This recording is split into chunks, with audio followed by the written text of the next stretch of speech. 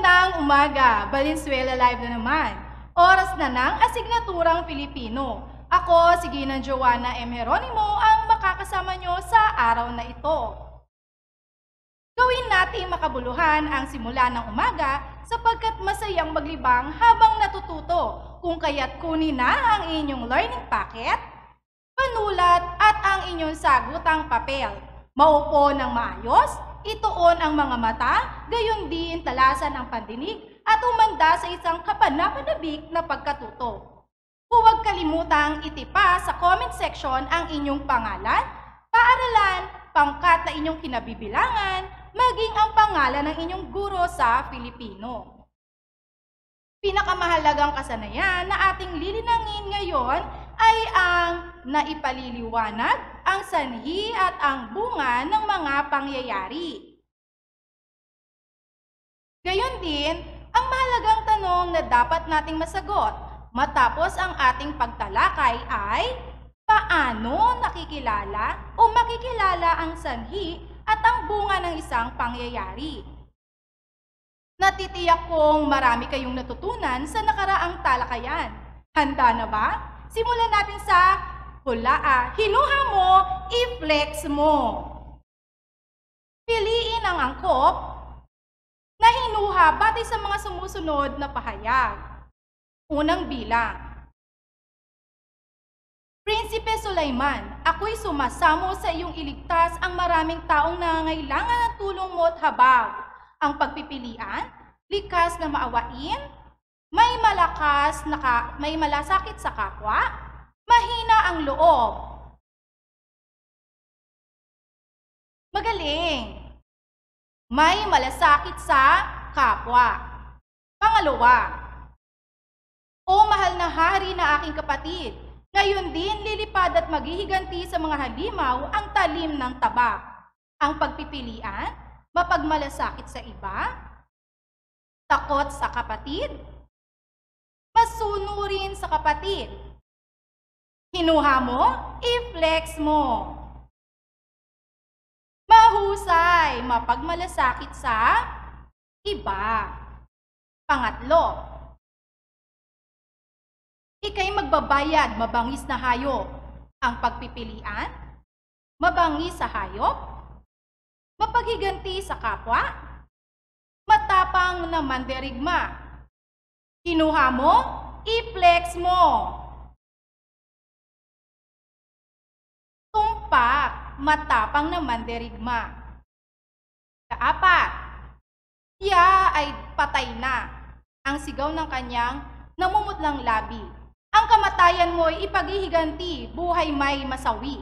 Ang pagpipilian, madaling matarantang kapatid, mapagmahal na kapatid, matapang na kapatid. Hinuha mo, i-flex mo. Mahusay, mapagmahal na kapatid. Huling bilang. Salamat sa iyo, butihing bayani na ubod ng tapang. Kaming mga labi ng ibong gahaman ngayoy mabubuhay. Ang pagpipilian, mapagpasalamat, marunong tumanaw ng utang na loob, magalang sa may kapangyarihan. Hinuha mo, i-flex mo. Marunong tumanaw ng utang na loob, mahusay. Tandaan, ang paghihinuha o inferring ay magagawa lamang ng mababasa kung tunay na naunawaan niya ang kanyang binabasang artikulo o seleksyon. Nagbibigay ng pahiwatig o implikasyon ang manunulat o tagapagsalita, samantalang ang mambabasa o tagapakinig ay bumubuo ng palagay o hinuha. Dumako naman tayo sa TikTok match. Piliin ang larawan sa ibaba na may kaugnayan sa larawang nasa taas. Unang bilang, ang walang hanap buhay, ang pagpipilian, ang walang tigil na pagputol ng puno, ang pag-aaral at pagkagutom. Magaling, pagkagutom. Pampagana pa lamang yan. Pangalawa, ang patuloy na pagputol ng puno. Ano ang may kaugnayan dito? Pagpipilian, pagbaha, paghihirap, at kaguluhan. Pick to match. Magaling, pagbaha, walang pag-aalinlangan ang pagtugon ng lahat. Pangatlo, ang pag-aaral. Ano kaya ang mga maaaring may kaugnayan? Una, ang kawalang trabaho. Pangalawa, ang pagtatapos ng pag-aaral. Pangatlo ay ang pagkakasiyahan o pagdiriwang. Tumpak, pagtatapos ng pag-aaral. Ating ihanay ang mga larawang ating naiugnay. Una ay ang walang hanap buhay, pagkagutom. Pangalawa, ang walang tigil na pagputol ng puno. Naiugnay natin dito ang pagbaha. Sa pangatlo, ang pag-aaral. Naiugnay natin dito ang pagtatapos. Suriing mabuti ang ipinahihiwatig ng mga larawang ito. Mahusay! Ipinahihiwatig ng mga larawang ito ang posibleng resulta o bunga ng mga kilos, gawi, gawa o pangyayari. Resulta? Oo, resulta. Ito ay bunga ng isang dahilan o sanhi. At ang sanhi o dahilan ay nagbibigay ng resulta o ng bunga. Ano nga ba ang sanhi at bunga? Ang sanhi ay tumutukoy sa pinagmulan o dahilan ng isang pangyayari. Ito ay nagsasabi ng mga kadahilanan ng mga pangyayari. Ang bunga naman ay ang resulta o kinalabasan o dulot ng pangyayari. Ito ang epekto ng kadahilanan ng pangyayari. Narito ang ilan sa mga pang-ugnay na ginagamit sa pagbibigay ng sanhi at bunga. Una ay ang pag-ugnay. Ang pang-ugnay na nagpapakita ng sanhi o dahilan ay ang mga sumusunod, gaya ng sapagkat, dahilan sa, palibhasa, kasi, at naging. Ang pang-ugnay na nagpapakita naman ng bunga o resulta ay ang mga sumusunod. Kaya naman, dahil dito, bunga nito, resulta nito, tuloy. Halimbawa, patuloy ang pagdami ng bilang ng mga nagpopositibo sa COVID-19 dahil na rin sa kapabayaan sa sarili. Ang ginamit na pang-ugnay ay ang dahil, kung saan nagpapakita naman ito ng dahilan o sanhi. Makikita ang may salungguhit na mga salita. Ito ang dahilan kung bakit nagkaroon ng bunga at ang bunga ay nasa itaas na bahagi ng dahil. Sumunod na halimbawa, magdamag na umiyak ang sanggol sa loob ng bahay kaya hindi nakatulog ng maayos si Aling Esther. Ang pang-ugnay na ginamit ay ang salitang kaya, na nagpapakita naman ng bunga o resulta. At ang resulta, hindi nakatulog na maayos si Aling Esther. Ang dahilan ay naunang pahayag na magdamag na umiyak ang sanggol sa loob ng bahay. Tunghayan natin ang detalye ng pagtatagumpay ni Indarapatra laban sa malaking ibon na nagdulot ng maraming pagbabago hindi lamang sa kanilang buhay kundi maging sa mga taong nailigtas niya. Pinauwi ni Haring Indarapatra si Prinsipe Sulaiman at sa Mantapuli. Palibhasa ay kagagaling lamang sa kamatayan upang makapagpahinga, nagtungo naman ang hari sa bundok, Kurayon, upang hanapin ang kinatatakutang ibon ng may 7 ulo at matatalas na mga kuko. Natagpuan ni Hari Indarapatra ang ibon at sila ay naghamok. Sa tulong ng kanyang engkantadong sibat, ay madali niyang napatay ang ibon. Kaya naman, nang kanyang matalo ang ibon, ay hinanap niya ang mga tao na naging dahilan upang matagpuan niya ang isang magandang diwata. Tuwang-tuwang nagpasalamat sa kanyang kabayanihan at katapangan. Isinama siya ng diwata sa yungib na pinagtataguan ng mga tao. Isinalaysay ni Haring Indarapatra ang pakikihamok nilang dalawa ni Prinsipe Sulaiman sa mga halimaw at dambuhalang ibon. Tuwang-tuwa ang mga tao sa kabayanihang ginawa ng magkakapatid. Sinabi ni Haring Indarapatra na maaari silang lumabas sa kanilang pinagtataguan sapagkat wala na ang mga halimaw at ibong gumugulo sa kanila. Nagpasalamat ang mga tao kay Haring Indarapatra. Hiniling naman ni Haring Indarapatra sa kanyang diwatang pakasalan siya nito. Pumayag ang diwata at kaagad naman itong ipinagdiwang ang isang magarbo at tunay namang masayang kasalan. Tuwan-tuwa ang mga tao at walang pago nilang isinisigaw na mabuhay ang hari.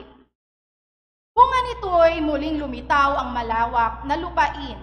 Bagamat pawang kapatagan ay tunay namang malusog naman. Hindi bumalik sa sariling bayan si Haring Indarapatra. Doon na siya naghari sa mayamang lupa ng Pulong Mindanao.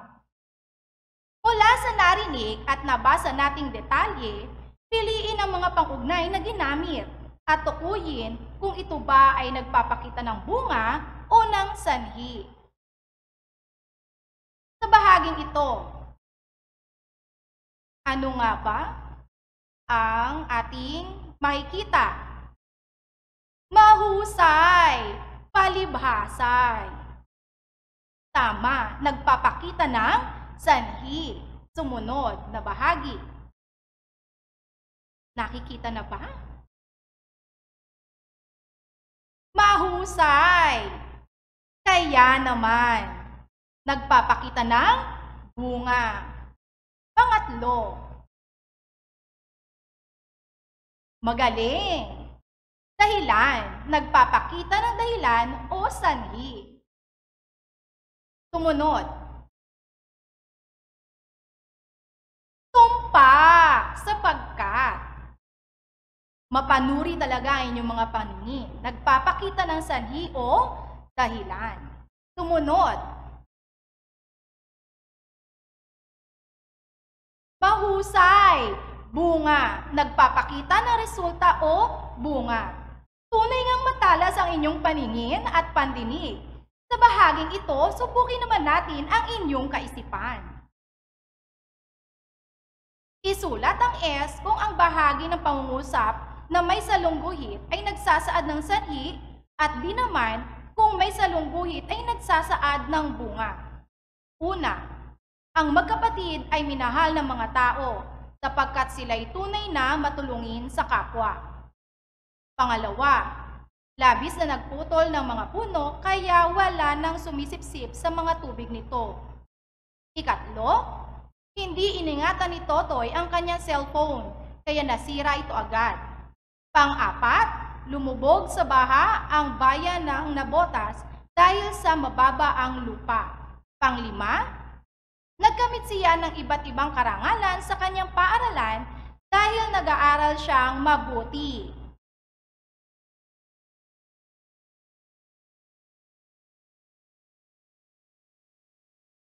Ang wastong mga kasagutan, una, letrang B. Sa ikalawa, letrang S. Sa ikatlo, letrang S pa rin. Sa ikaapat, S pa rin. At ang ikalima, B. Magaling. Binabati ko kayo sa pagpapakita ng inyong proseso sa pagkatuto. Natamo natin ang mahalagang kasanayan na ipaliliwanag ang sanhi at bunga ng mga pangyayari. Dumako naman tayo sa mahalagang tanong na paano makikilala ang sanhi at ang bunga ng isang pangyayari. Makikilala natin ang sanhi at ang bunga sa pamamagitan ng mga pang-ugnay na ginamit. Kung nagpapakita ba ito ng sanhi o ng bunga, kung kaya't kinakailangan nating suriing mabuti ang mga pang-ugnay na ginamit sa pangungusap.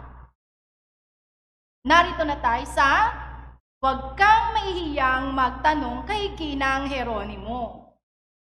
Bigyan natin ng kasagutan ang katanungan sa comment section mula kay Andrea ng Gente National High School.